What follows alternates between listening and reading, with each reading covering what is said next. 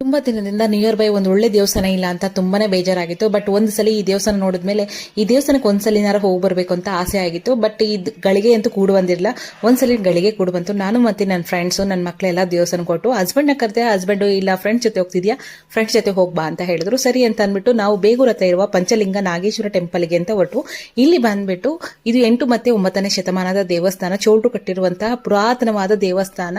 ಇಲ್ಲಿ ಫೋಟೋ ಮತ್ತೆ videos allowed ಇಲ್ಲ. ಬಟ್ ಕಾಂಪೌಂಡ್ ಇಂದ ಆಚೆ ನಾವು ಯಾವುದೇ ಒಂದು ಫೋಟೋಸ್ ವಿಡಿಯೋಸ್ ಎಲ್ಲ ಮಾಡ್ಕೋಬಹುದು.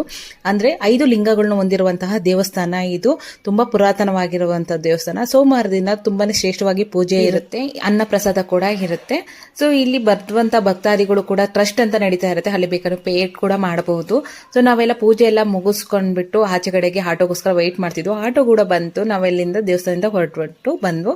ನೋಡೋದಕ್ಕೆ ಅಂತೂ ತುಂಬಾನೇ ಚೆನ್ನಾಗಿದೆ ದೇವಸ್ಥಾನ. ಮತ್ತೆ ಏನೇ ಬೇಡ್ಕೊಂಡ್ರು ಕೂಡ ಸಕ್ಸಸ್ ಆಗುತ್ತೆ ಅನ್ನೋ ನಂಬಿಕೆ ಕೂಡ ಅಲ್ಲಿದೆ.